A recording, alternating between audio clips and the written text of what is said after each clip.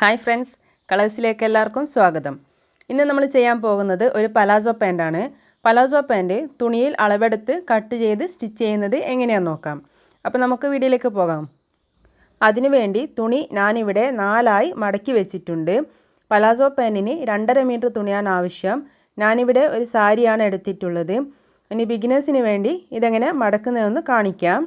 ഇതുപോലെ തുണി നേരെ പകുതിയായി ഒന്ന് മടക്കുക, അതിനുശേഷം ഒന്നുകൂടി മടക്കി വെക്കുക. ഇനി നമുക്ക് അളവെടുക്കാം. ആദ്യം നമുക്കിതിൻ്റെ ലെങ്ത് അടയാളപ്പെടുത്തണം.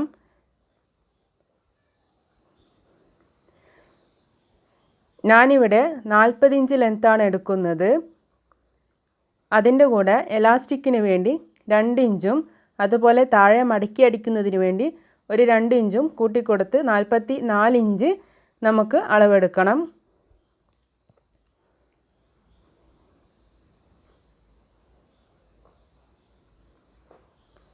ഇനി എലാസ്റ്റിക്കിൻ്റെ 2 ഇഞ്ച് നമുക്ക് ഇവിടെ അടയാളപ്പെടുത്താം.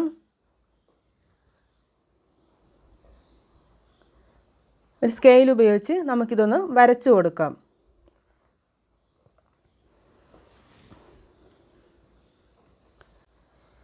ഇവിടെ നമുക്ക് ഇലാസ്റ്റിക് വെച്ച് കൊടുക്കേണ്ടതുണ്ട്.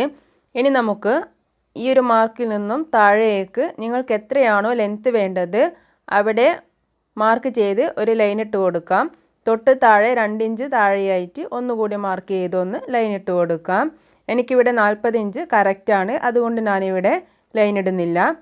ഇനി നമുക്ക് വീതി അടയാളപ്പെടുത്തണം. വീതി അടയാളപ്പെടുത്തുന്നത് നമ്മുടെ ഹിപ്പ് റൗണ്ടിൻ്റെ അളവാണ്.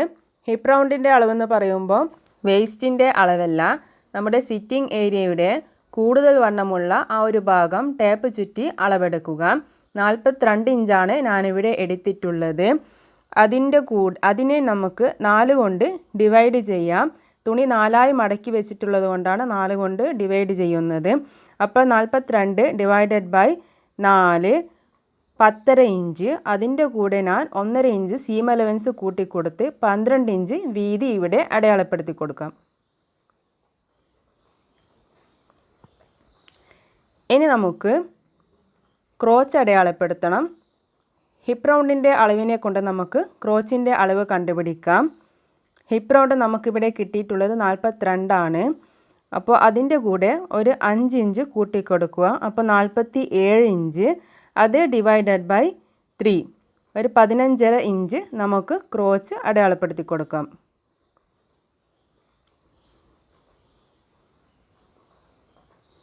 ഇഞ്ച് ക്രോച്ചിന് അടയാളപ്പെടുത്തി കൊടുക്കുക. എന്നിട്ട് ഈ ഒരു ഭാഗത്ത് നിന്നും ഒരു 2.5 ഇഞ്ച് നമുക്ക് അടയാളപ്പെടുത്താം.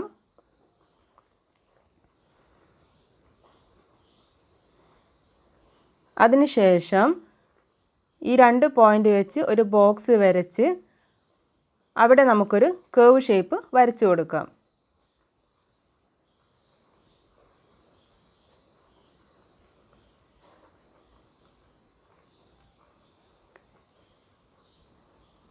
ഇനി നമുക്ക് താഴെ ഭാഗത്തുള്ള കാലിൻ്റെ വിഡ്ത്ത് അടയാളപ്പെടുത്തണം.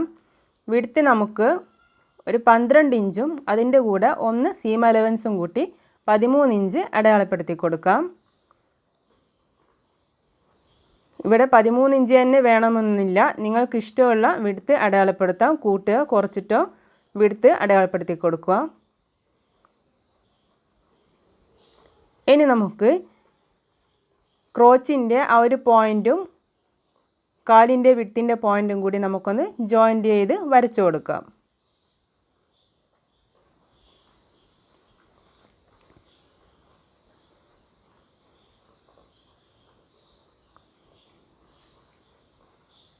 ഇതുപോലെ നമുക്ക് മാർക്ക് ചെയ്ത് കൊടുക്കാം. അപ്പോൾ നമ്മുടെ അളവുകളൊക്കെ ഇപ്പോൾ കംപ്ലീറ്റ് ആയി കഴിഞ്ഞിട്ടുണ്ട്. ഇനി നമുക്കിതൊന്ന് കട്ട് ചെയ്തിട്ട് എടുക്കാം.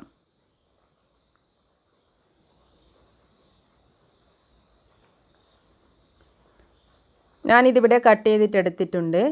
ഇനി നമുക്ക് എലാസ്റ്റിക് ഇട്ട് കൊടുക്കേണ്ട ഈ ഒരു ഭാഗം നമുക്കൊന്ന് കട്ട് ചെയ്തിട്ട് കൊടുക്കാം. സ്റ്റിച്ച് ചെയ്യുമ്പോൾ എളുപ്പത്തിന് വേണ്ടിയിട്ടാണ് ഇങ്ങനെ കട്ട് ചെയ്തിട്ട് കൊടുക്കുന്നത്. ഇനി നമുക്കിതൊന്ന് നിവർത്തി നോക്കാം. ഇനി നമുക്ക് സ്റ്റിച്ച് ചെയ്യാൻ തുടങ്ങാം. ഈ ക്രോച്ചിൻ്റെ രണ്ട് ഭാഗവും നമുക്കൊന്ന് സ്റ്റിച്ച് ചെയ്തിട്ട് വരാം. ഞാൻ രണ്ട് ഭാഗവും സ്റ്റിച്ച് ചെയ്ത് കൊടുത്തിട്ടുണ്ട്. ഇനി നമുക്ക് ഇതിൻ്റെ ഈ ഒരു മിഡിൽ പോർഷൻ ഇതുപോലെ പിടിച്ചിട്ടൊന്ന് നിവർത്തി കൊടുക്കാം. എന്നിട്ട് നമുക്ക് കാലിൻ്റെ ഭാഗം ജോയിൻ്റ് ചെയ്ത് കൊടുക്കാം. ജോയിൻ്റ് ചെയ്യുമ്പം ക്രോച്ചിൻ്റെ രണ്ട് പോയിൻറ്റും ഒരുപോലെ വെച്ച് അവിടെ നിന്ന് സ്റ്റിച്ച് ചെയ്യാൻ തുടങ്ങുന്നതാണ് നല്ലത്.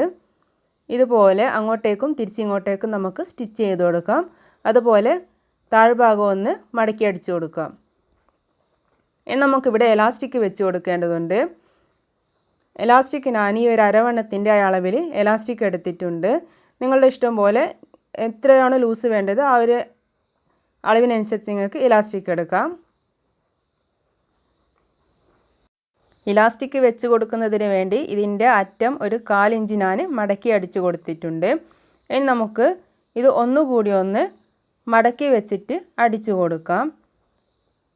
ഇങ്ങനെ അടിച്ചു കൊടുക്കുമ്പോൾ ഒരു ചെറിയൊരു പോർഷൻ നമുക്ക് ഇലാസ്റ്റിക് കയറ്റി കൊടുക്കുന്നതിന് വേണ്ടിയിട്ട് ഒഴിച്ച് വിടാം.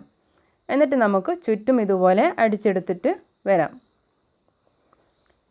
ഞാനിപ്പോൾ അടിച്ചെടുത്തിട്ടുണ്ട്. ഇനി നമുക്ക് ഇലാസ്റ്റിക് ഇട്ട് കൊടുക്കാം.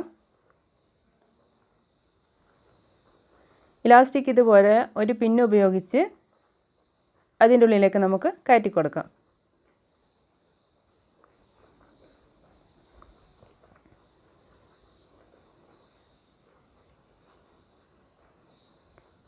അതിനുശേഷം ഇലാസ്റ്റിക്കിൻ്റെ ഈ രണ്ട് അറ്റവും കൂടി നമുക്കൊന്ന് ജോയിൻ്റ് ചെയ്ത് കൊടുക്കാം.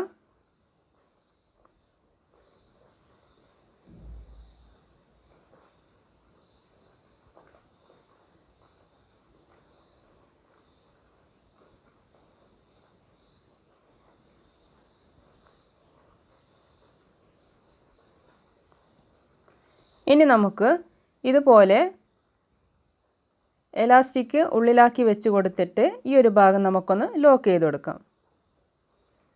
ഇപ്പം നമ്മൾ എലാസ്റ്റിക് സ്റ്റിച്ച് ചെയ്ത് കഴിഞ്ഞിട്ടുണ്ട്. ഇനി ഇതിൻ്റെ നടുഭാഗത്തു കൂടി എലാസ്റ്റിക് വലിച്ച് പിടിച്ച് ഒന്നുകൂടി നമുക്ക് സ്റ്റിച്ച് ചെയ്ത് കൊടുക്കാം.